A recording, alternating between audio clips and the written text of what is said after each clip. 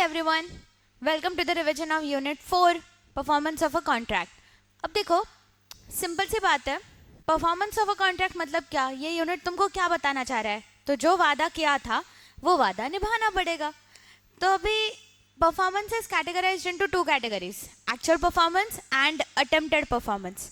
Actual performance की अगर बात करें तो लिटरल सेंस में है, जो वादा किया वो निभाना पड़ेगा. मतलब भी A entered into a contract with B for the sale of goods for ₹10,000. अब यहाँ पे ए ने गुड्स को डिलीवर कर दिया, बी ने 10,000 पे कर दिया. एक्चुअल परफॉर्मेंस, कॉन्ट्रैक्ट खत्म, कॉन्ट्रैक्ट डिस्चार्ज्ड. बट अगर अटेम्प्टेड परफॉर्मेंस की बात करें तो लेट्स टेक एन एग्जाम्पल कि suppose let's say Param ordered a pizza from Domino's. He ordered peppy paneer, but after ordering around 10 minutes गुजर गए and then he when he reviewed the order तो उसको समझा कि अरे मैंने तो फार्म हाउस का पिज़्ज़ा करना था, ये पेपी पनीर कैसे कर दिया. अब यहाँ पे डोमिनोज का डिलीवरी गाय आ गया है, बट परम को ये पिज़्ज़ा नहीं चाहिए. तो अब वो फ़ोन नहीं उठा रहा है, दरवाजे का डोरबेल बज रहा है बट वो उठा नहीं रहा है, खोल नहीं रहा है दरवाज़ा. In this case, he is trying everything that he can to avoid the contract, जिसके वजह से डोमिनोज का ये डिलीवरी गाय जो है वो ये पिज़्ज़ा डिलीवर नहीं कर पा रहा है. फिर अगर ऐसी सिचुएशन है जहाँ पे one of the parties to the contract is actually trying to perform his part of the promise, but दूसरा पार्टी जो है जैसे अपने एग्जाम्पल में परम, तो परम यहाँ पे अवॉइड कर रहा है, मतलब भी वो प्रिवेंट कर रहा है डोमिनोज के डिलीवरी गाय को अपना पार्ट ऑफ द परफॉर्मेंस करने से, परफॉर्म करने से. तो यहाँ पे हम लोग बोलेंगे कि यहाँ पे हुआ है अटेम्प्टेड परफॉर्मेंस. फिर अटेम्प्टेड परफॉर्मेंस के केस में ये हमेशा याद रखो कि अगर कोई एक इंसान ने अपना पार्ट ऑफ द प्रॉमिस, अपना पार्ट ऑफ द वादा निभाने की कोशिश की है बट दूसरे की वजह से नहीं परफॉर्म कर पाया है, तो contract becomes voidable at the option of the aggrieved party. अब बात करते हैं what are the conditions to be satisfied for a valid performance. तो कंडीशंस बहुत ही सिंपल है. Number 1, performance cannot be conditional, it should be unconditional. मतलब ही क्या, अगर ए बी को बोलता है कि I will repay the loan but I will only pay the principal part, I will not pay the interest part, तो यहाँ पे वो क्या कर रहा है, कॉन्ट्रैक्ट में परफॉर्मेंस जो है कि ईएमआई कंप्लीटली पे करना चाहिए, इसको वो क्या कर रहा है, फिर अभी यहाँ पे वो कंडीशन डाल रहा है कि मैं सिर्फ इतना ही पे करूंगा, ये नहीं करूंगा. तो ऐसा होना चाहिए क्या परफॉर्मेंस? तो नहीं. The performance of a contract should be unconditional. दूसरा उन्होंने क्या बोला, it must be made at the proper time and place. जैसे कि अगर तुम देखोगे तो अगर सपोज लेट से तुमने कुछ चीज़ ऑर्डर करके रखी हुई है, तो यहाँ पे ये डिलीवरी करने के लिए रात को 3 बजे आए तो चलेगा क्या? नहीं. गुड्स की डिलीवरी कैसे होनी चाहिए? फिर within the usual business hours और वर्किंग आवर्स होना चाहिए. तो वही उन्होंने बोला that the performance must be made at the proper time and at the proper place. Third, you should give a reasonable opportunity to the person to examine the goods.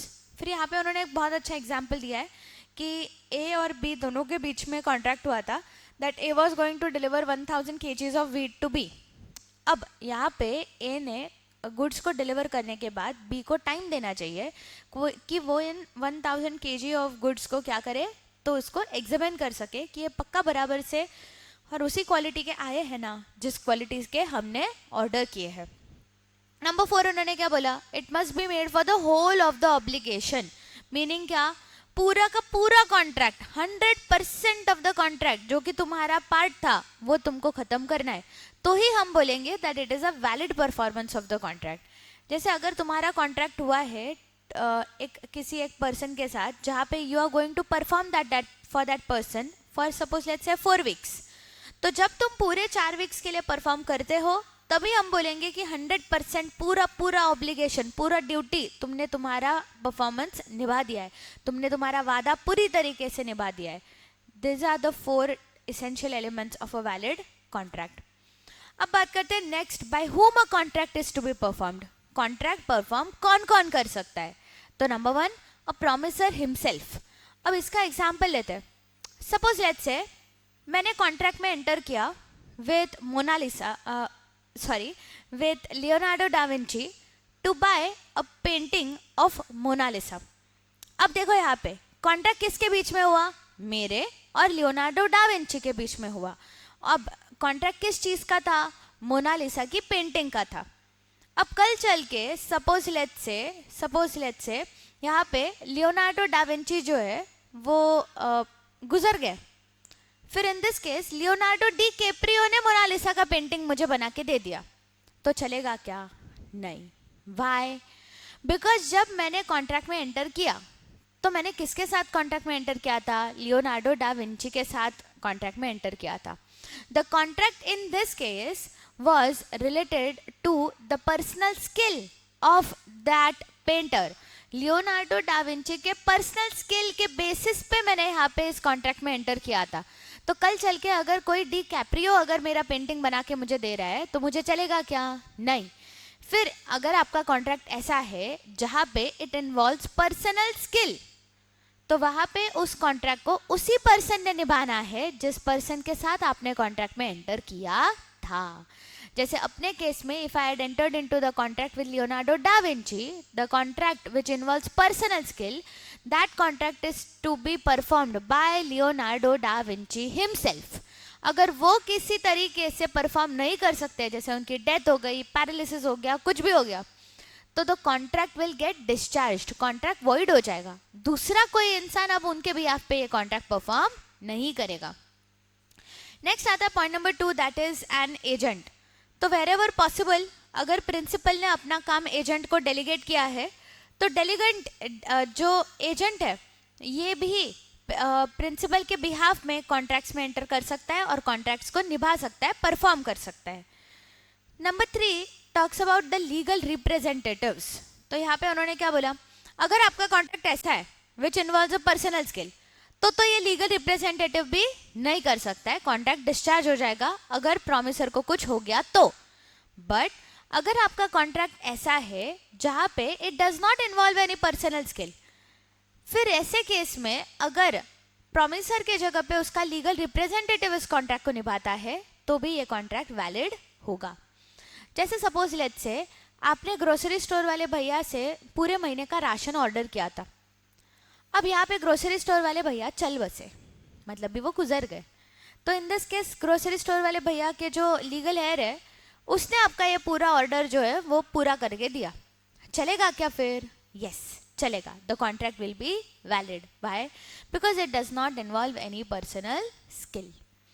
Next आते हैं point number 4 पे, that is the contract performed by a third party.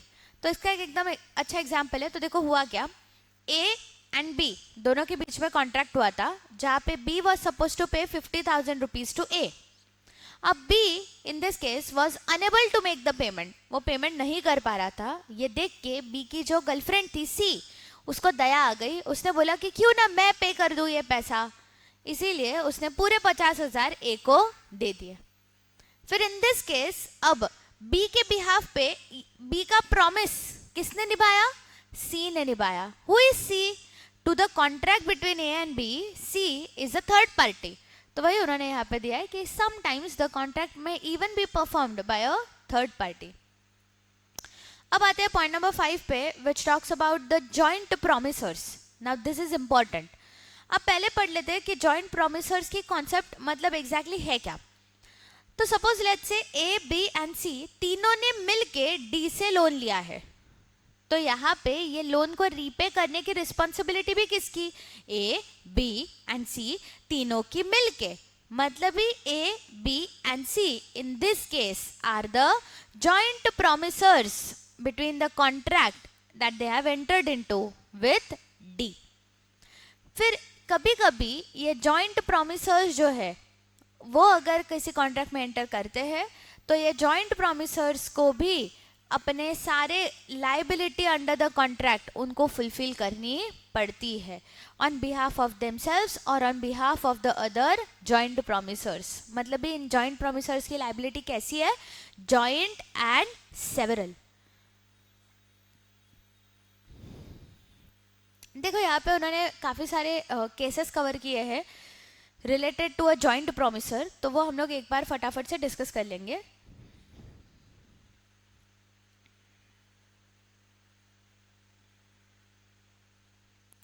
अब ये देखो ये इस case में हुआ क्या। अब देखो ए, बी और सी तीनों ने मिलकर डी के साथ कॉन्ट्रैक्ट में एंटर किया जहाँ पे they have borrowed 6 lakh rupees. So D is the creditor and ये तीनों डेटर. अब हुआ यूँ कि ए गुजर गया, तो अब who will pay the amount? A का legal representative, B and C तीनों मिलके डी का ये 6 लाख रुपया पे करेंगे. तो लाइबिलिटी आती है 2 लाख 2 लाख 2 लाख. अब सपोज ऐसे मैंने आपको बोला कि कार के एक्सीडेंट में ए, बी और सी तीनों गुजर गए, तो अब who will pay the amount? तो ए का लीगल रिप्रेजेंटेटिव, बी का लीगल रिप्रेजेंटेटिव एंड सी का legal representative will now pay the amount to D, that is 6 lakh rupees. फिर इस कॉन्सेप्ट को क्या बोला जाता है? जहाँ पे जॉइंट प्रोमिसर के जगह पे अब जॉइंट प्रोमिसर का लीगल रिप्रेजेंटेटिव पे करता है, इसी को बोला जाता है डिवोल्यूशन ऑफ जॉइंट लाइबिलिटी. क्या बोला जाता है? तो डिवोल्यूशन ऑफ जॉइंट लाइबिलिटी. अब देखो इसी में दूसरा एक केस आता है, that is case number B, where A, B और सी तीनों ने मिलकर डी से 6 लाख रुपया उधार पे लिया. अब जब पे करने की बारी आई तो डी ने ये पैसा मांगा किससे? तो ए से. D asked for the money from A. फिर अभी इस दिस केस में ए को क्या पे करना पड़ेगा? The answer is yes, A will have to pay full 6 lakh rupees. Why? Because their liability is joint and several. But फिर बाद में ए जो है वो बी से एंड सी से उनका शेयर रिकवर कर सकता है. So A can recover from B and C 2 lakhs each.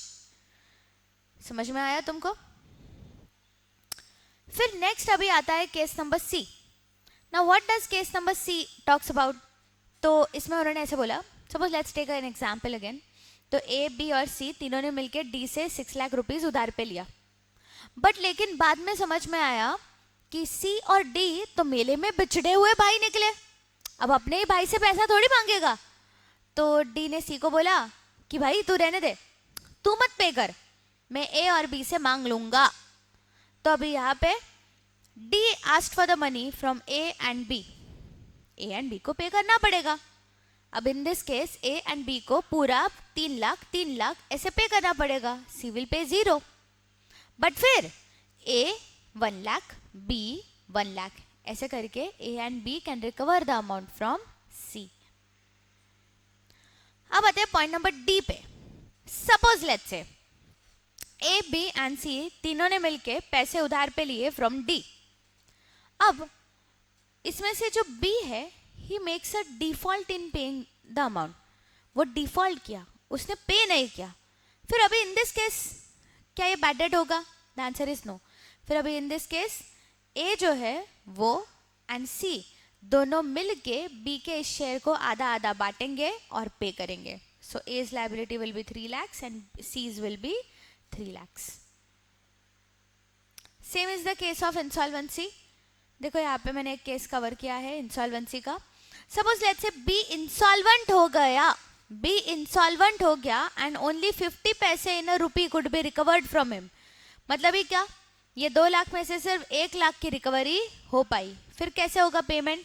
1 lakh will be collected from B and the remaining 1 lakh rupees will be divided among A and C and therefore their liability will be 2.5 lakh 2.5 lakh. ऐसे करके पूरा पैसा दिया जाएगा. Now these are certain cases related to the joint promisors and promisee. इसी बात को अगर हम लोग उल्टा करते हैं, जहाँ पे there are, ये देखो, just give me a minute. ये देखो, सपोज लेट्स से इसी बात को मैंने उल्टा किया. एक दूसरे कॉन्ट्रैक्ट का एग्जांपल देती हूँ. दैट ए ने लोन लिया from B and C. A entered into a contract where it took a loan from B and C. फिर इन दिस केस लोन देने वाले लोग कौन? B and C. एंड लेने वाला कौन? एक. तो यहाँ पे हुआ प्रोमिसर 1 बट प्रोमिसी जॉइंट. तो जॉइंट प्रोमिसी वाले केस में क्या होगा? तो जॉइंट प्रोमिसी वाले केस में अगर ए ने 5 लाख रुपए उधार पे लिया है तो ए 5 लाख में 2.5 लाख ए को, 2.5 लाख बी को ऐसे पे करेगा. बट सपोज लेट्स से कल बी गुजर गया और सी भी गुजर गया, तो in this case A will now pay 2.5 lakhs to the legal representative of B and 2.5 lakhs to the legal representative of C. Now what is this called as? This concept is called as devolution of joint rights. इसको क्या बुलाते हैं? तो devolution of joint rights. तो these are the certain cases जो कि यहाँ पे कवर किए गए हैं. ये देखो, devolution of joint liabilities is section 42. फिर उसके बाद यहाँ पे compelled to perform वाला section 43 में कवर हुआ है. डिफ़ॉल्ट वाला जो है वो भी यहाँ पे कवर किया गया है. And then devolution of joint rights जो है तो वो भी यहाँ पे कवर किया है राइट्स ऑफ जॉइंट प्रॉमी सी में. तो दीज आर सर्टन केसेस. अब बात करते हैं अबाउट सक्सेशन एंड असाइनमेंट. अब देखो, सक्सेशन एंड असाइनमेंट के बारे में अगर बात करें तो सिंपल सी चीज़ है. सपोज लेट्स से ए जो है वो जाने के पहले विल लिख के गया कि मेरा जितना पैसा है वो मैं पास कर रहा हूँ मेरे लीगल हेयर को. Now what is this? This is succession, जहाँ पे ए की सारी प्रॉपर्टी उसके गुजर जाने के बाद किसको जा रही है? तो उसके लीगल हेयर को. Suppose let's say another example, A जो है वो अचानक हार्ट अटैक से गुजर गया. अब इन दिस केस उसकी सारी प्रॉपर्टी नेचुरली किसको जाएगी? उसके लीगल रिप्रेजेंटेटिव को, उसके लीगल हेयर को. इसी कॉन्सेप्ट को बोला जाता है सक्सेशन, जहाँ पे due to operation of law automatically एक इंसान की प्रॉपर्टी उसके लीगल हेयर या लीगल रिप्रेजेंटेटिव के नाम पे हो जाती है. बट सपोज लेट्स से कि मिस्टर ए जो है उसके सारे बेटे नालायक है. अब उसको इन सारे नालायक बेटों को पैसा नहीं देना है, अपनी प्रॉपर्टी नहीं देनी है. तो मिस्टर ए ने क्या किया? यहाँ पे मिस्टर ए ने एक दूसरा ही इंसान जिसने लाइफ में उसके लिए बहुत अच्छी अच्छी चीज़ें की है, इस इंसान के नाम पे पेपर पे लिख के अपनी प्रॉपर्टी ट्रांसफ़र कर दी. What is this called as? This is called as an assignment. देखो, असाइनमेंट में आप किसी एक दूसरे इंसान को लिख के आपकी प्रॉपर्टी क्या कर रहे हो? ट्रांसफ़र कर रहे हो. इसको बोला जाता है assignment of rights.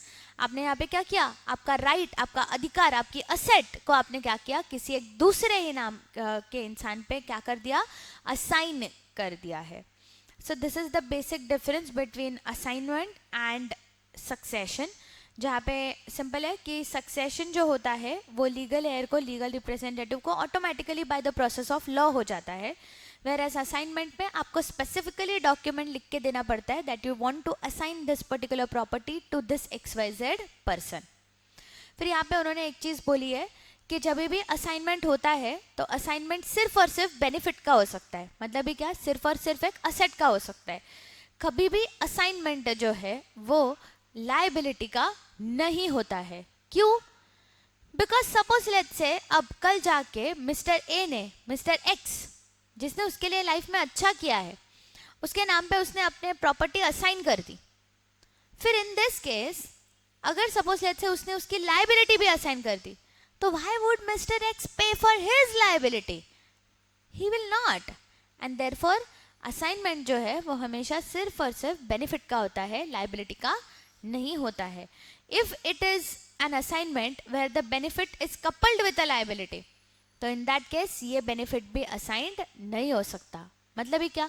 Suppose let's से तुमने एक प्रॉपर्टी ली है और इस प्रॉपर्टी के ऊपर आपने लोन भी लिया है. फिर इस प्रॉपर्टी को अगर आप असाइन करते हो तो इन दिस केस ये असाइनमेंट होगा वॉइड. व्हाई? बिकॉज यहाँ पे इस प्रॉपर्टी के ऊपर लोन लिया गया है. अगर आपने ये पर्टिकुलर प्रॉपर्टी जो है वो ट्रांसफर कर दी तो उसके ऊपर का लोन ये सामने वाला असाइनी क्यों भरेगा? नहीं भरेगा.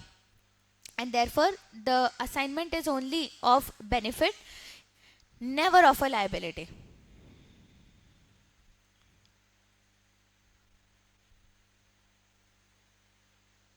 अब आता है next point, that is time and place for the performance of the promise. This is an not important वाला पार्ट. बहुत ही सिंपल है कि अगर बताया गया है कि कब आपको कॉन्ट्रैक्ट परफॉर्म करना है तो वो उसी दिन पे, उसी तारीख पे हो जाना चाहिए. सपोज लेट्स से if it is not specified, तो कब करोगे? रीजनेबल टाइम पे, रीजनेबल दिन पे आप उसको क्या करोगे? एग्जीक्यूट कर लोगे. सपोज लेट्स से usual hours of performing the contract नहीं बोला गया है कि कॉन्ट्रैक्ट कब, कौन से टाइम पे परफॉर्म किया जाना चाहिए, ये अगर स्पेसिफाइड नहीं है तो इन दैट केस कब करोगे? तो within the usual business hour. So these are certain examples. It is not very important actually में, इसके ऊपर अब तक तो कोई सवाल नहीं आया हुआ है, तो लीव इट. नेक्स्ट आता है परफॉर्मेंस ऑफ रेसिप्रोकल प्रॉमिस. अब देखो performance of reciprocal promise. Reciprocal promise मतलब क्या? तो जैसे ए और B entered into the contract where A is going to sell goods of ₹10,000. तो ए गुड्स बेचेगा, तब बी उसको 10,000 रुपीज देगा. फिर अभी ये दोनों भी, ये केस में क्या हो रहा है? तो there is a reciprocal promise where A is paying goods and is receiving cash in return. B is paying cash and is receiving goods in return.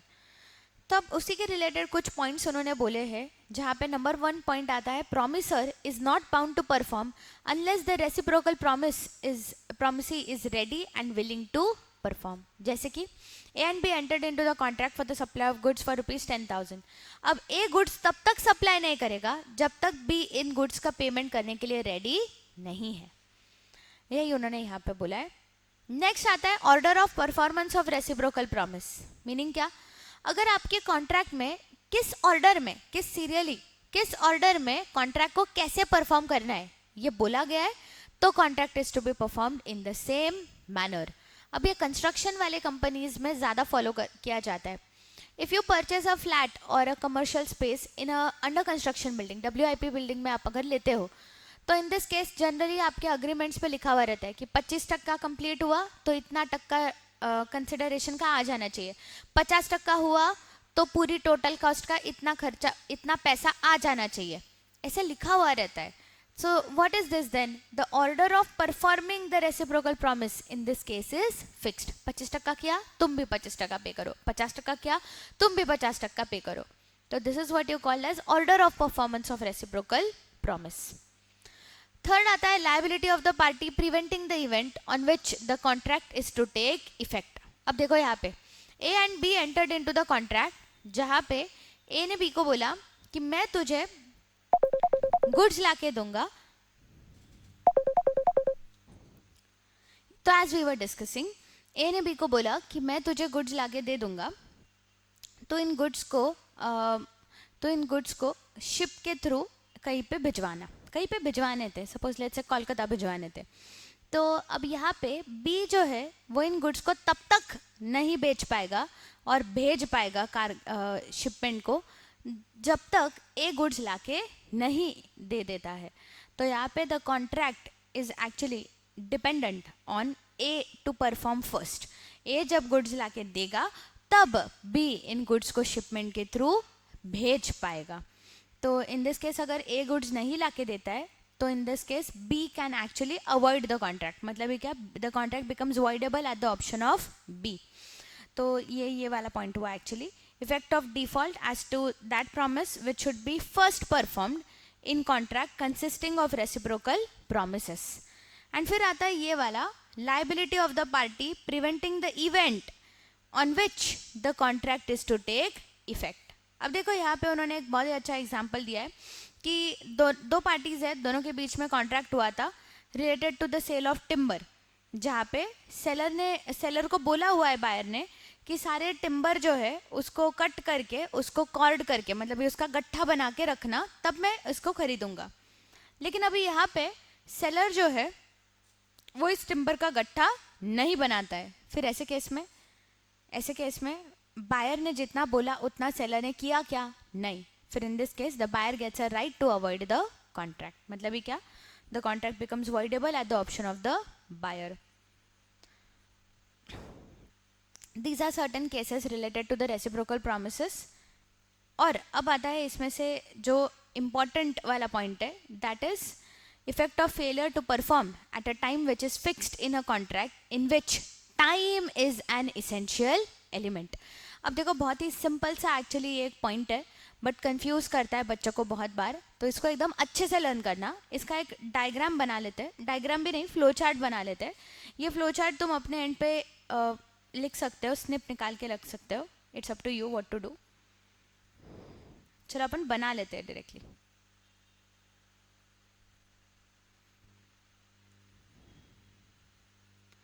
अब देखो, when you are solving questions where time is an essential element, तो हमेशा याद रखो, सबसे पहला सवाल तुम क्वेश्चन में करोगे, whether the time is an essential element, whether the time is an essential element, section 55 है, ठीक है, दिस इज द सवाल. If the answer to this सवाल is in yes, yes, time is an essential element in the contract. फिर अभी इन this case यहाँ पे भी आते हैं दो कैटेगरीज. अब इसके लिए देखते हैं हम लोग एक एग्जाम्पल, ठीक है. Suppose let's say Ananya Pandey entered into a contract with Manish Malhotra, जहाँ पे उसने मनीष मल्होत्रा को बोला कि 30 नवंबर को मेरी शादी है और ये शादी के लिए मुझे आपसे एक लहंगा चाहिए. अब ये लहंगा जो है वो आप मुझे मैक्सिमम 15 नवंबर तक दे देना. 30 नवंबर को शादी है, मैक्सिमम 15 नवंबर तक आप मुझे ये लहंगा दे देना. आपने अगर लेट किया तो मुझे आगे प्रॉब्लम होने वाला है, because Ananya Pandey had to fly to Rome for her शादी. वो इधर थोड़ी इंडिया में करने वाली थी, वो कहीं और करने वाली थी, तो उसको पैक करके निकलना था, जाना था, ऐसे बहुत सारे केसेस थे. तो उसने बता के रखा था that time is an essential element, आप लेट नहीं हो सकते, 15 नवंबर तक मेरा लहंगा मेरे घर पे पहुंचना चाहिए. So the answer to the first question, whether time is an essential element, the answer is yes. फिर ऐसे केस में अब तुम खुद को दूसरा सवाल पूछोगे कि क्या मनीष मल्होत्रा ने टाइम पे कॉन्ट्रैक्ट खत्म किया है. इफ यस, प्रॉब्लम ही खत्म, कोई प्रॉब्लम ही नहीं आएगी. But if the answer is no, कि नहीं टाइम पे कॉन्ट्रैक्ट खत्म नहीं हुआ है, तो अब आता है सवाल नंबर 3, दैट इज क्या अनन्या पांडे मनीष मल्होत्रा को एक्स्ट्रा टाइम दे रही है कि नहीं दे रही है. सपोज लेट्स से हम लोग आते हैं 15 नवंबर के डेट पे. 15 नवंबर आ गई है, अब 15 नवंबर की शाम हो गई है, अब तक अनन्या पांडे को मनीष मल्होत्रा ने लहंगा नहीं दिया है. ही स्टिल सेइंग देता हूँ देता हूँ देता हूँ. 15 नवंबर को शाम तक अब तक she has not got the lehenga. अब सवाल ये है कि अनन्या पांडे मनीष मल्होत्रा को एक्स्ट्रा टाइम दे रही है कि नहीं दे रही है. So in this case if extra time is not given, Ananya Pandey बोल रही है नो, मैं और नहीं रुक सकती, अब मुझे एंड मोमेंट पे कुछ तो रेडीमेड लहंगा लेके शादी करनी पड़ेगी क्योंकि अब मेरी फ्लाइट जाएगी, फ्लाइट मिस होगी. तो यहाँ पे she is saying no extra time is given. फिर ऐसे केस में where the time is an essential element but the contract is not performed within the specified time, and if no extra time is given by the aggrieved party, then simply the contract becomes voidable. The contract becomes voidable. At whose option? At the option of aggrieved party. Contract becomes voidable. He can now rescind the contract, and he can now file a suit for damages. इधर तक समझा तुमको? अब देखो आगे उन्होंने क्या बोला. सवाल नंबर 2, अगर अनन्या पांडे बोली कि 15 तारीख हो गई है बट कोई बात नहीं है, मैं मैनेज करती हूँ, टिकट पोस्टपोन करती हूँ, बट लहंगा तो मैं मनीष मल्होत्रा का ही पहनूंगी, तुम दो मुझे लाके अभी, अब तुम दो मुझे, लेट हुआ तो भी चलेगा, तुम्हारा ही लहंगा पहनूंगी मैं. ऐसे अगर वो मनीष मल्होत्रा को बोलती है, मतलब ही क्या, time is an essential element, the contract is not performed within the specified time, but the aggrieved party here is giving extra time. फिर if extra time is given, तो यहाँ पे you will write the contract is not voidable.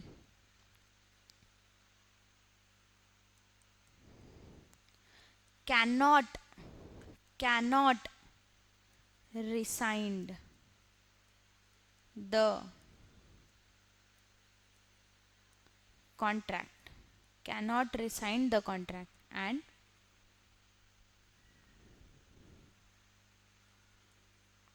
cannot file the suit for damages.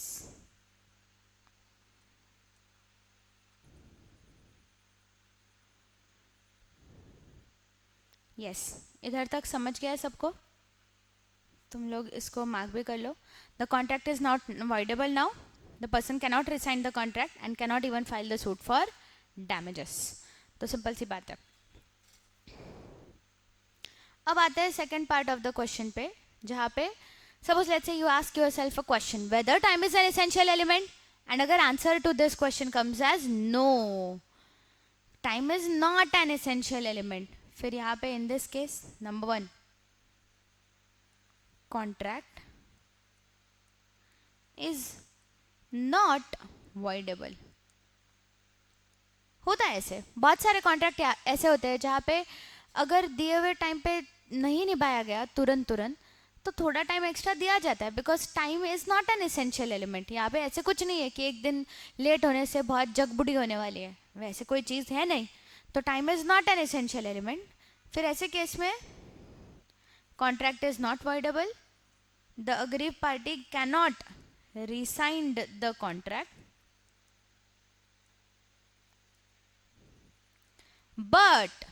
but can file for damages.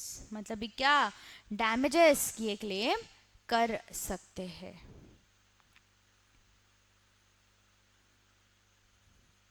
ये देखो, contract is not voidable, cannot rescind the contract, but can file for damages. So simple है. बस इतना अगर तुमको आता है तो तुम्हारा सेक्शन 55 एकदम अच्छे से डन है. सिंपल सी बात है. If you want you can take a snip of it, तुमको इजी जाएगा. चलो, बस इतना ही दिया है ये 3 लाइंस में. नेक्स्ट आता है point number 6, which is again very very important, that is agreement to do an impossible act given under section 56. अब देखो, इसमें भी आते हैं 2 points, initial impossibility, subsequent impossibility. पहले बात करते हैं इनिशियल इम्पॉसिबिलिटी के बारे में. इनिशियल इम्पॉसिबिलिटी मतलब क्या, स्टार्टिंग से ही कॉन्ट्रैक्ट परफॉर्म करना इम्पॉसिबल था. स्टार्टिंग से ही कॉन्ट्रैक्ट परफॉर्म करना इम्पॉसिबल था.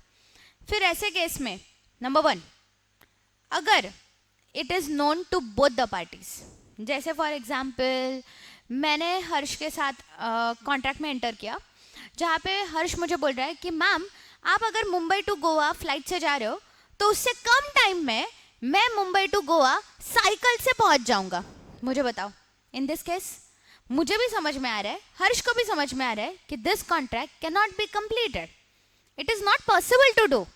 मेरे से फास्ट हर्ष नहीं पहुंच सकता. मतलब ही in this case there is an initial impossibility to perform the act that is given in the contract and it is known to both the parties. तो ये कॉन्ट्रैक्ट कैसा है, स्टार्टिंग से ही वॉइड है. अब उन्होंने बोला उसमें second, if it is unknown to both the parties. तो इंस्टीट्यूट का एक फेवरेट एग्जाम्पल है यहाँ पे, A and B entered into the contract for the sale of bull, unaware to both the parties the bull was already dead. A and B ने bull को खरीदने बेचने की बात की, बट दोनों पार्टीज को पता नहीं था कि बुल तो ऑलरेडी मर चुका था. फिर in this case the contract is initially impossible. Starting से ये contract, because bull was already dead, तो स्टार्टिंग से ये कॉन्ट्रैक्ट कैसा है, impossible to perform, so the contract is void. आता है फिर third point, if it is known to the promisor only. जैसे A and B entered into the contract for the sale of horse, जहाँ पे A को पता था कि हॉर्स एक्चुअली मर गया है, तो भी वो B के साथ एंटर कर रहा है कॉन्ट्रैक्ट में. फिर in this case the contract would become void. Suppose बात अगर ऐसी है कि सपोज ए जो है उसको नहीं पता था at the moment of entering into the contract, उसको नहीं पता था कि ये घोड़ा एक्चुअली तबेले में मर चुका है, बट ए का घर जो है उस झोपड़ी के बाजू में ही ए का उसके घोड़े का तबेला था.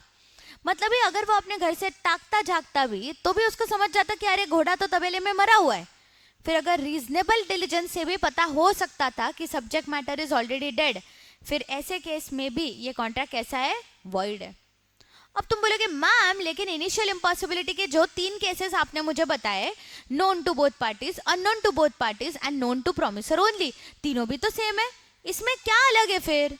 तो फर्स्ट एंड सेकंड पार्टी में the contract is void, third वाले पॉइंट में the contract is void and additionally the aggrieved party can claim for the damages compensation from home, from the promisor. समझ में आया? गलती किसकी? प्रोमिसर की, time बर्बाद किया ना उसने, तो इसलिए ही will have to pay the damages also. Next आता है the most important point, that is the subsequent impossibility.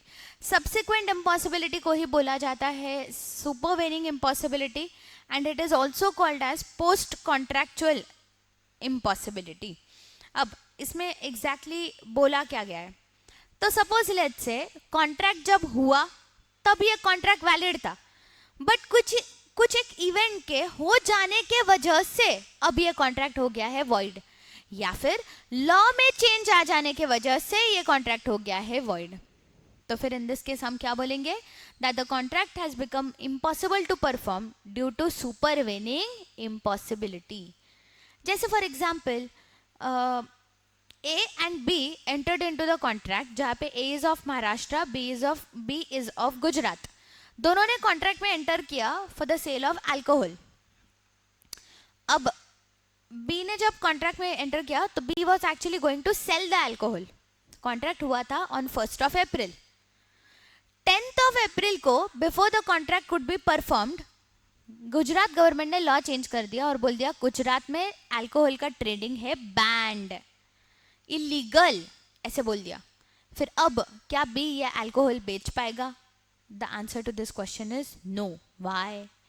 Because अब जो 1 अप्रैल को बी ये अल्कोहल बेच पा रहा था, अब 10 अप्रैल को ये अल्कोहल बेचना गुजरात में हो गया है इलीगल, इसीलिए अब बी ये कॉन्ट्रैक्ट नहीं निभा सकता। तो contract in this case becomes void due to supervening impossibility. Supervening impossibility मतलब क्या? 1 अप्रैल को ये कॉन्ट्रैक्ट करना पॉसिबल था, बट 10th अप्रैल को ये कॉन्ट्रैक्ट करना हो गया impossible due to some change in law. इसी को बोला जाता है सुपरवेनिंग इम्पॉसिबिलिटी।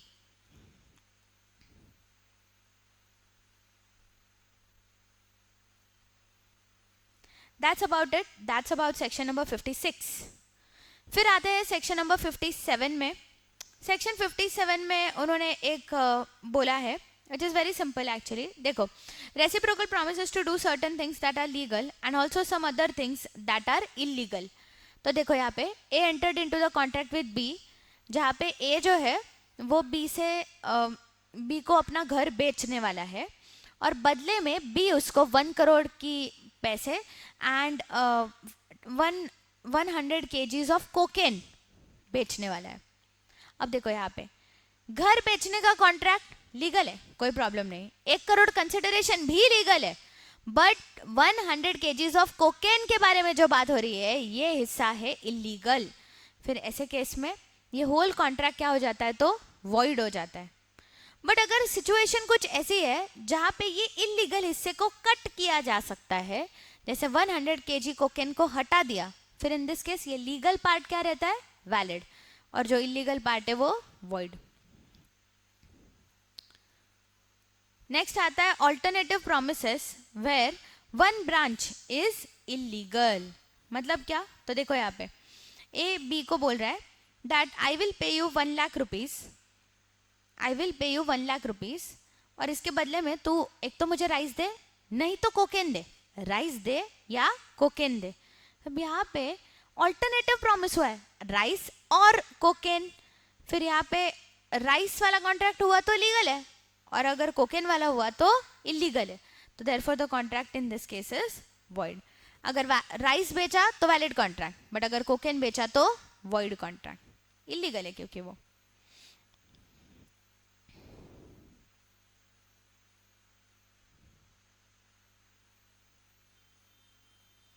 चलो अब आते हैं another part of this particular chapter that relates to appropriation of payments. Mark this as important. Section है 59, 60 एंड 61। अब देखो इसका भी एक छोटा सा एग्जाम्पल है। वही से हम एग्जाम्पल के थ्रू इसको पढ़ लेंगे फटाफट से।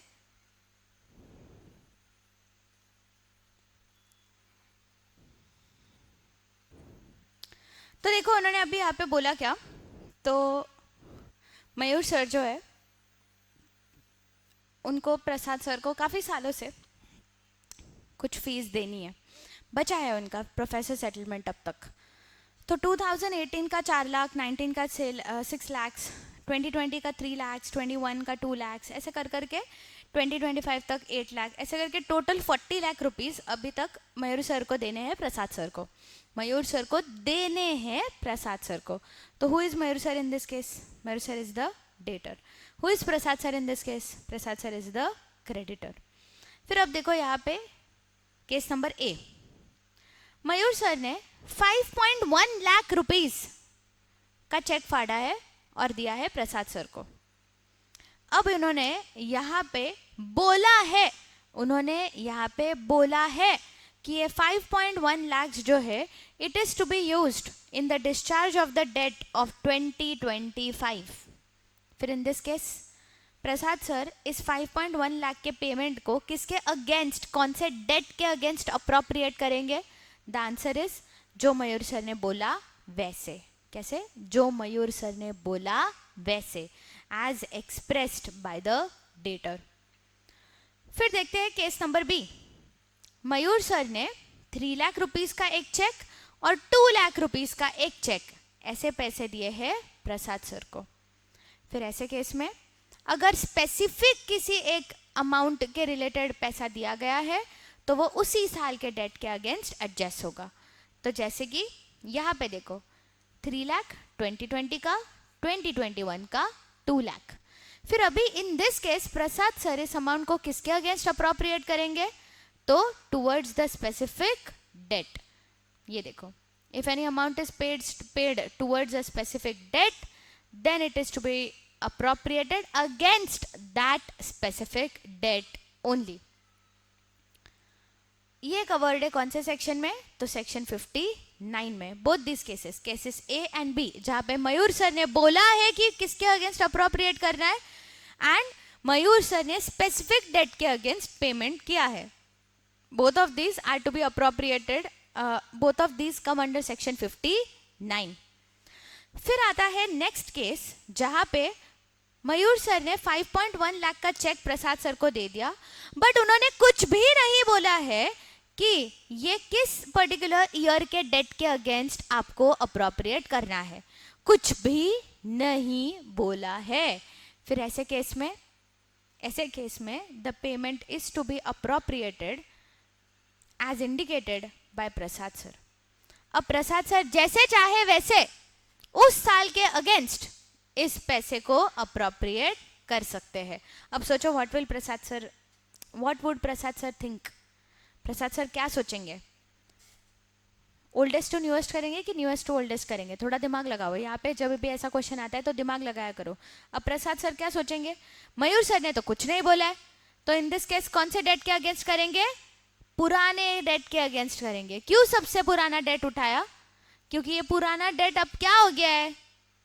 Time barred. इसके अगेंस्ट अब प्रसाद सर चाह के भी मयूर सर के ऊपर सूट फाइल नहीं कर सकते, इसीलिए मौका मिला है तो प्रसाद सर अब ये पैसा किसके अगेंस्ट अप्रोप्रिएट करेंगे? तो पुराने डेट के अगेंस्ट अप्रोप्रिएट करेंगे। तो मतलब ही in this case if the debtor is silent then as directed by the creditor. This is given under section number 60। फिर बात करते हैं नेक्स्ट केस की, जहां पे मयूर सर ने 5.1 लाख दिया है बट नहीं बताया कि किसके अगेंस्ट अप्रोप्रिएट करना, ना ही प्रसाद सर ने बोला कि किसके अगेंस्ट अप्रोप्रिएट करना।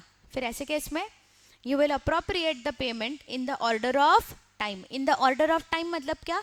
घटनाओं के सीरियल नंबर में, मतलब ही ओल्डेस्ट टू न्यूएस्ट आप इसको क्या करोगे? अब अप्रोप्रिएट करोगे। Which section talks about it? Section 61। तो सिंपल है 59, 60, 61। 59 if it is indicated then as indicated by the debtor। 60 if it is not indicated then as indicated by the creditor। and 61 अगर debtors creditor both silent तो in the order of time। Very important section, इसको भी important mark कर लो, exam में भी आ सकता है, अच्छा सवाल है। नेक्स्ट आते हैं हम लोग अभी next important part, which is about what are the cases or contracts which need not be performed with the consent of both the parties. both the parties के consent से, mutual consent से, ऐसे कौन से cases है जहाँ पे we need not perform the contract. इसमें आता है सबसे पहले novation. अब देखो novation, nova मतलब क्या, new. तो novation में क्या होता है, तो सिंपल है, अगर पार्टी सेम है बट टर्म चेंज हो गया, या टर्म सेम है बट पार्टी चेंज हो गया, दोनों भी केसेस में यहाँ पे क्या हुआ है, तो novation of the contract. A and B contracting party same but terms of the contract change हो गए, या फिर terms of the contract same but A and B के जगह पे अब कॉन्ट्रैक्ट है बिटवीन ए एंड सी, तो क्या हो गया, पार्टी चेंज हो गया. दोनों भी केस में कॉन्ट्रैक्ट में क्या हुआ है, नया टर्म या नया पार्टी आया है, जिस केस में जो पुराना बना हुआ कॉन्ट्रैक्ट था उस कॉन्ट्रैक्ट को हम कर देंगे डिस्चार्ज, स्क्रैप आउट, एंड उसके बदले में बनेगा नया कॉन्ट्रैक्ट. सो ओल्ड कॉन्ट्रैक्ट के जगह पे बनेगा न्यू कॉन्ट्रैक्ट, जिसको हम बोलते हैं novation of a particular contract. देखो यहाँ पे इसका भी एक एग्जाम्पल है, ये देखो यहाँ पे A is going to construct the house for B for rupees 1 crore. अब A एंड B दोनों ने डिसाइड किया और A बोला मैं तेरा घर कंस्ट्रक्ट नहीं कर सकता, मेरे जगह पे C कर देगा. तो अब C is going to construct the house for B for rupees 1 crore. देखो term same, house same, amount same, but A के जगह पे C आ गया, क्या है ये, नोवेशन. देखो पॉइंट नंबर 2 देखो, A lent rupees 1 lakh to B at 10% per annum for 6 months. अब टर्म्स को चेंज कर दिया और लिखा गया A lent 1 lakh to B at rupees 8% per annum for 1 year. देखो A and B same same है बट टर्म्स क्या हो गए, 10 का 8, 6 मंथ्स का 1 ईयर, तो टर्म्स हो गए चेंज. तो इस केस में भी क्या हुआ, फिर नोवेशन हुआ, terms of the contract change हुए. दोनों भी केसेस में जो पुराना वाला कॉन्ट्रैक्ट होता है ये हो जाता है डिस्चार्ज और उसके बदले में बनता है न्यू कॉन्ट्रैक्ट. इसी को बोला जाता है नोवेशन इन द कॉन्ट्रैक्ट. ये नोवेशन हमेशा दोनों भी पार्टीज के म्यूचुअल अग्रीमेंट पे किया जाता है. फिर आता है रिसीशन. ये तो तुम पढ़ चुके हो. रिसीशन मतलब ही क्या, कॉन्ट्रैक्ट को क्या करना, कैंसिल करना. कॉन्ट्रैक्ट को क्या करना, कैंसिल करना. तो अभी देखो जस्ट मैंने तुमको बोला कि नोवेशन के केस में भी ये पुराना कॉन्ट्रैक्ट अब परफॉर्म करने की ज़रूरत नहीं, इसको कैंसिल किया जाता है और उसके बाद बनता है न्यू कॉन्ट्रैक्ट. तो can I say that in every novation there is a rescission. हर नोवेशन में ओल्ड कॉन्ट्रैक्ट कैंसिल होता है और न्यू कॉन्ट्रैक्ट का जन्म होता है. मतलब हर नोवेशन में देयर इज अ रिसीशन. रिसीशन ये वर्ड कहाँ से आया, जो तुम लोग कब से पढ़ते आ रहे हो, resigned the contract, resigned the contract, यही से वो वर्ड आ रहा है. तो वही उन्होंने यहाँ पे भी बोला हुआ है. बट क्या हर कॉन्ट्रैक्ट जो रिसाइंड होता है वो नोवेट होता है, द आंसर इज नो. मतलब भी every novation involves a rescission, but every rescission does not necessarily mean novation of a contract. फिर आता है point number C, that talks about the effect of alteration of a contract. अब alteration मतलब क्या, तो contract में कुछ terms में माइनर चेंजेस करना. टर्म्स ऑफ द कॉन्ट्रैक्ट में माइनर चेंजेस करना, इतने माइनर चेंजेस जिसके लिए एक ओल्ड कॉन्ट्रैक्ट डिस्चार्ज करके न्यू कॉन्ट्रैक्ट बनाने की जरूरत भी नहीं है, तो हम लोग बोलेंगे कि कॉन्ट्रैक्ट में हुआ है ऑल्टरेशन. अगर कॉन्ट्रैक्ट में माइनर टर्म्स को चेंज किया गया है, then it's up to the parties whether they want to discharge the old contract and form a new one, या फिर ओल्ड कॉन्ट्रैक्ट में खड़ा खुड़ करके उनको रखना है. तो ये देखो यहाँ पे A has lent 1 lakh to B at 10% per annum for 6 months. अब A and B mutually agree to extend the period to 9 months. देखो टर्म्स में क्या किया, माइनर चेंज किया. फिर इन दिस केस हम क्या बोलेंगे, तो यहाँ पे क्या हुआ है, तो ऑल्टरेशन इन द कॉन्ट्रैक्ट. अब तुम बोलोगे कि मैम लेकिन ऑल्टरेशन और नोवेशन दोनों में क्या डिफरेंस है फिर? तो डिफरेंस ये है कि नोवेशन में चेंजेस जो होते हैं वो थोड़े बड़े होते हैं, मेजर चेंजेस रहते हैं। ऑल्टरेशन में चेंजेस बहुत ही छोटे छोटे माइनर रहते हैं। नोवेशन में हमेशा ओल्ड कॉन्ट्रैक्ट कैंसिल होगा, न्यू कॉन्ट्रैक्ट फॉर्म होगा। ऑल्टरेशन में ओल्ड कॉन्ट्रैक्ट कैंसिल हो भी सकता है, नहीं भी हो सकता है।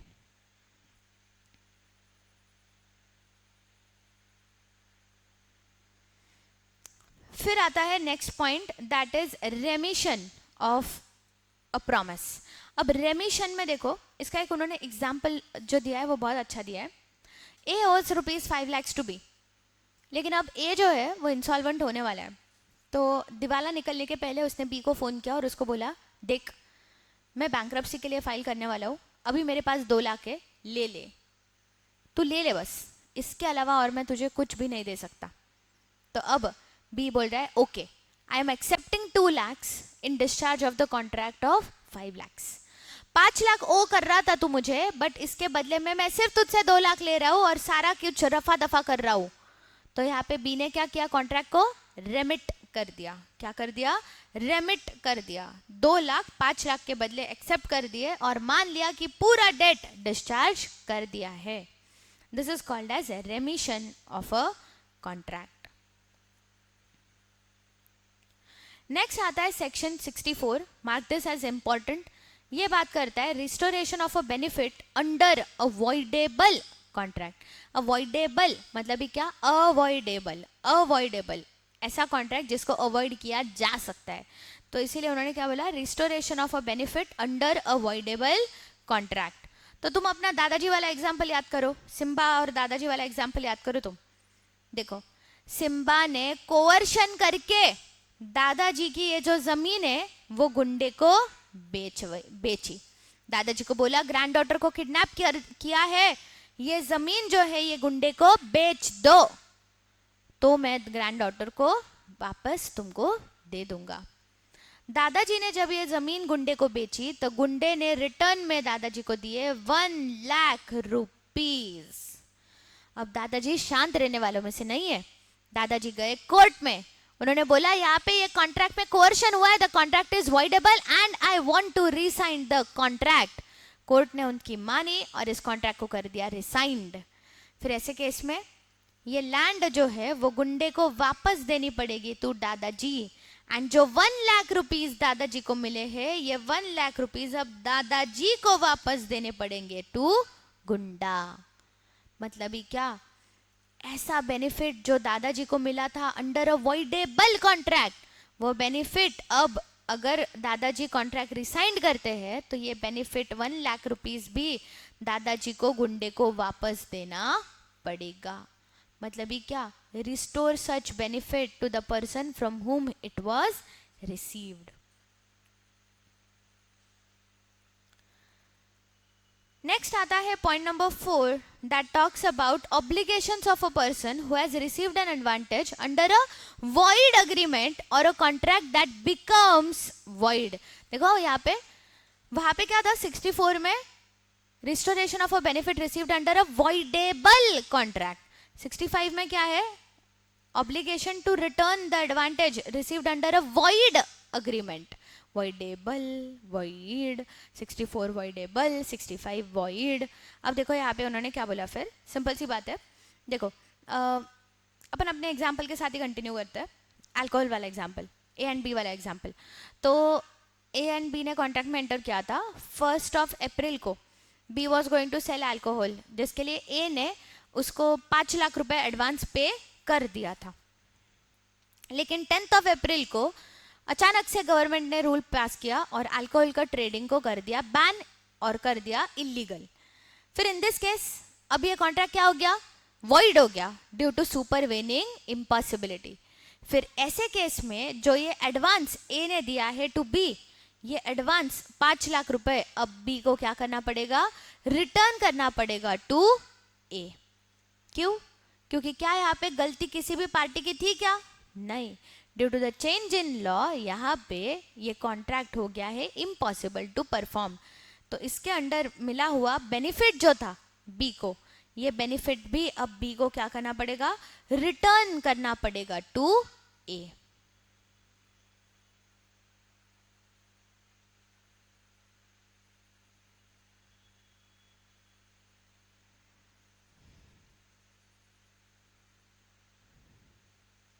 इसी में उन्होंने और एक पॉइंट की बात की है जहां पे they talk about the security deposit that is generally paid.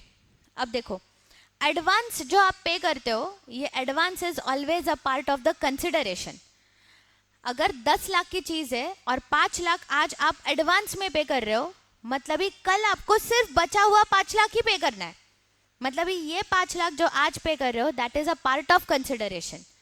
फिर ऐसे केसेस में अगर कॉन्ट्रैक्ट वॉइड हो जाता है तो जो ये एडवांस आपने दिया है, the benefit that you have received और गिवन, ये बेनिफिट आप वापस से रिस्टोर कर सकते हो, रीइंबर्स करवा सकते हो। बट अगर ए एंड बी दो पार्टीज के बीच में कॉन्ट्रैक्ट हुआ है related to purchase of a flat, जहां पे ए ने बोला है कि I am taking a security deposit from you of ₹50,000। ये सिक्योरिटी डिपॉजिट इस चीज के लिए ले रहा हूं कि आप गिवन टाइम पीरियड के अंदर ये कॉन्ट्रैक्ट को कंप्लीट करोगे। अगर आपने कॉन्ट्रैक्ट को कंप्लीट किया गिवन टाइम पीरियड में, तो इन दैट केस ये 50,000 रुपए का सिक्योरिटी डिपॉजिट मैं आपको रिटर्न कर दूंगा। बट अगर आपने ये कॉन्ट्रैक्ट को टाइम पे खत्म नहीं किया तो ये सिक्योरिटी डिपॉजिट मैं फोरफीट कर लूंगा, जब्त कर लूंगा। फिर यहाँ पे देखो, कॉन्ट्रैक्ट ए एंड बी के बीच में हुआ है जहां पे प्रॉपर्टी बेची जाने वाली है 4 लाख रुपए को। इसके लिए बी ये कॉन्ट्रैक्ट टाइम पे खत्म करेगा, इसके लिए बी ने आज क्या किया है, 40,000 का सिक्योरिटी डिपॉजिट पे किया है टू ए। फिर इन दिस केस कल अगर टाइम पीरियड के अंदर अंदर 4 लाख रुपीस पे करके अगर बी ये लैंड खरीद लेता है तो A will return this 40,000 rupees to B, जो कि सिक्योरिटी डिपॉजिट था। बट अगर गिवन टाइम पीरियड में बी यहाँ पे ये 4 लाख रुपए पे करके ये लैंड ए से नहीं खरीदता है तो ए हैज फुल राइट कि वो ये सिक्योरिटी डिपॉजिट को अपने पास रख सकता है। Why so? Because security deposit यहाँ पे ये 4 लाख रुपए का पार्ट नहीं है। The consideration is different, the security deposit is different. क्या बोल रही हो, समझ में आ रहा है? Yes yes? फिर तुम सवाल पूछोगे मैम ये तो हम समझ गए कि if it is an advance which is a part of consideration और अगर कल जाके ये कॉन्ट्रैक्ट वॉइड हो जाता है तो इन दैट केस ये एडवांस आपको रिटर्न करना पड़ेगा, ये हम समझ गए। अगर ये सिक्योरिटी डिपॉजिट है तो इन दिस केस अगर टाइम पे कॉन्ट्रैक्ट खत्म किया जाता है तो सिक्योरिटी डिपॉजिट रिफंड करना पड़ेगा। अगर टाइम पे कॉन्ट्रैक्ट खत्म नहीं किया जाता है तो सिक्योरिटी डिपॉजिट जो है वो हम लोग फोरफीट कर सकते हैं। फिर तुम्हारा सवाल होगा लेकिन मैम अगर सिक्योरिटी डिपॉजिट लिया है बट सुपरवेनिंग इम्पॉसिबिलिटी आ गई जिसके कारण से बी यहाँ पे ये कॉन्ट्रैक्ट खत्म टाइम पे नहीं कर पा रहा है, फिर इन दिस केस अब गलती बी की है क्या ये टाइम पे कॉन्ट्रैक्ट खत्म ना करने में? The answer is no. अब गलती है जो भी इवेंट हुई है उसके वजह से, because of that event supervening impossibility हुई है and now the contract can not be performed. यहाँ पे गलती बी की नहीं है। फिर ऐसे केस में भी ये सिक्योरिटी डिपॉजिट ए को रिटर्न करना पड़ेगा to B, even if it is not a part of consideration. क्यों? क्योंकि यहाँ पे B is not a party in fault. क्या बोला, समझ में आया?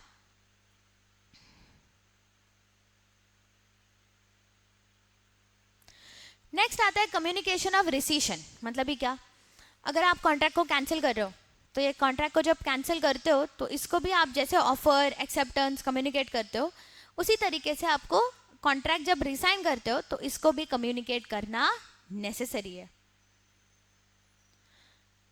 फिर आता है last point of this particular unit, that is effects of neglect of promisee to afford promisor reasonable facilities for the performance of the promise. Simple है, जैसे कि मैं आपको लॉ पढ़ाने की सर्विस दे रही हूँ। अब सामने बैठा हुआ बच्चा अगर मुझसे लॉ नहीं पढ़ रहा है, यहाँ पे वो गप्पे मार रहा है, टाइम पास कर रहा है, सो रहा है, तो मैं कुछ कर सकती हूँ क्या यहाँ पे? नहीं। फिर आप क्या मुझे कल बोल सकते हो कि मैम आपने नहीं पढ़ाया? नहीं बोल सकते। क्यों? बिकॉज यहाँ पे आप ही लेक्चर में गप्पे मार रहे थे, आप ही लेक्चर में सो रहे थे, तो गलती किसकी? आपकी. You did not give me reasonable facilities कि मैं आपको पढ़ा सकूं लॉ. क्या बोल रही हूँ, समझ में आ रहा है?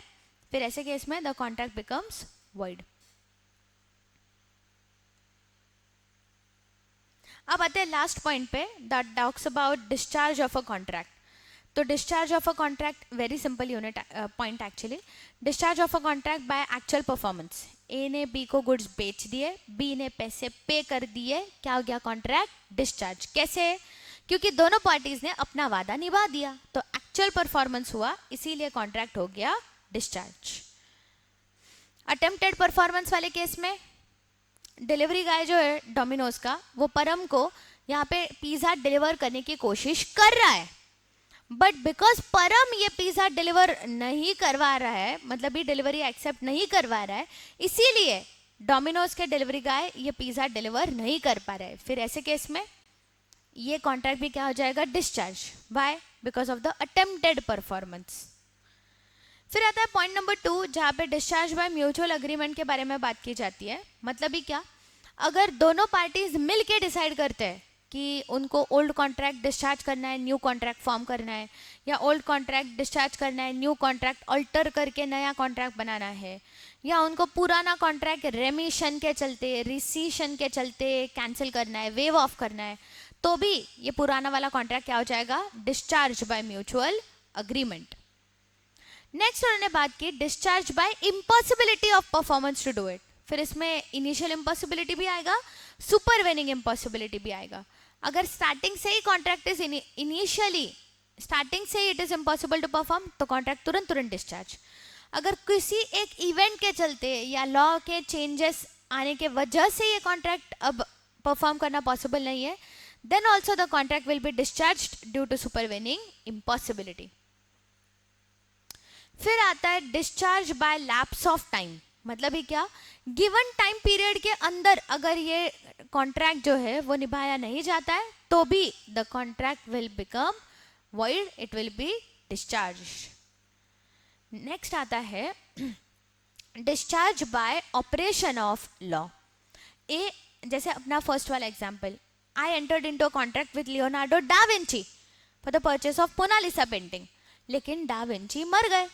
अब ये क्या हो गया? अभी कॉन्ट्रैक्ट अब हो गया discharge due to operation of law. Law बोलता है इसलिए. क्यों? लॉ ये बोलता है कि अगर ये कॉन्ट्रैक्ट ऐसा है जहाँ पे ये प्रॉमिसर खुद ही इस कॉन्ट्रैक्ट को परफॉर्म कर सकता है, उसके बिहाफ पे दूसरा कोई भी ये कॉन्ट्रैक्ट परफॉर्म नहीं कर सकता, because it involves personal skill. फिर यहाँ पे इस प्रॉमिसर की डेथ हो जाने की वजह से ये कॉन्ट्रैक्ट ऑटोमेटिकली लॉ के बोलने की वजह से ये कॉन्ट्रैक्ट क्या हो जाता है? डिस्चार्ज. फिर आता है discharge bye breach of contract. Breach करना मतलब क्या? कॉन्ट्रैक्ट को तोड़ना. तो अगर आपने कॉन्ट्रैक्ट को तोड़ा है, उसके वजह से सामने वाली पार्टी इसको परफॉर्म नहीं कर पा रही है, then also the contract will get discharged. Next आता है promisee may waive or remit the performance of the promise. जैसे आप अभी जस्ट हमने डिस्कस किया कि 5 लाख के बदले 2 लाख एक्सेप्ट कर लिए in discharge of the whole debt, फिर भी क्या हो गया है? ये कॉन्ट्रैक्ट क्या हो गया? डिस्चार्ज हो गया. फिर आता है effects of neglect of promisee to afford the promisor reasonable facilities for the performance. जैसे कि अगर यहाँ पे प्रॉमिसी जो है वो प्रॉमिसर को रीजनेबल फैसिलिटीज प्रोवाइड नहीं करता है, तो in that case contract will become void, discharge हो जाएगा. जैसे फॉर एग्जांपल, मैंने एसी वाले को बुलाया, मैंने उसको बोला कि एसी मेंटेन करने, रिपेयर करने, मेंटेनेंस करना है. एसी वाला मुझे पूछ रहा है, मैम कब आऊँ कब आऊँ कब आऊँ, बट मैं यहाँ पे लेक्चर में ही रहती हूँ, तो मैं उसको बताती ही नहीं कि वो कब आ सकता है यहाँ पे एसी रिपेयर करने को. तो अब ये इंसान एसी रिपेयर कर पाएगा क्या? नहीं कर पाएगा. फिर in this case also the contract is discharged. Why so? Because I did not give him reasonable facilities. मैंने वो जब भी वो आता था, क्लास चल रहा है, वो फ़ोन कर रहा है कि कब आऊँ, मैंने उठाया नहीं. मतलब ही क्या? मैंने उसको रीजनेबल फैसिलिटी दिया क्या कि वो अपना काम परफॉर्म कर सके? नहीं दिया. फिर ऐसे केस में भी ये contract gets discharged. And last वाला पॉइंट आता है about the merger of rights. Merger of rights में again a very simple example that they have given. Suppose let's say A ने एक लैंड बी से ली थी लीज पे. अब सब्सिक्वेंटली इसी लैंड को ए ने बी से खरीद लिया. तो पहले ए एंड बी, इस केस में ए था भाड़ेकरू और बी था लैंडलॉर्ड. अब इन दिस केस जब ए इस लैंड को बी से परचेज कर लेता है तो A now becomes the owner of the land. फिर यहाँ पे द राइट्स ऑफ अ भाड़ेकरू and the rights of a owner, किसका ऊपर? ओनर का. किसका नीचे? भाड़ेकरू का. तो इन दिस केस कौन से प्रीवेल करेंगे राइट्स? तो जो ओनर के है वो. So in this case where there are inferior rights and superior rights in the case of some contracts, the superior rights will always prevail and the inferior rights will vanish. With this we complete the revision of unit number 4. If you have any other doubts please do let me know. हम लोग class में बात कर लेंगे. चलो bye bye.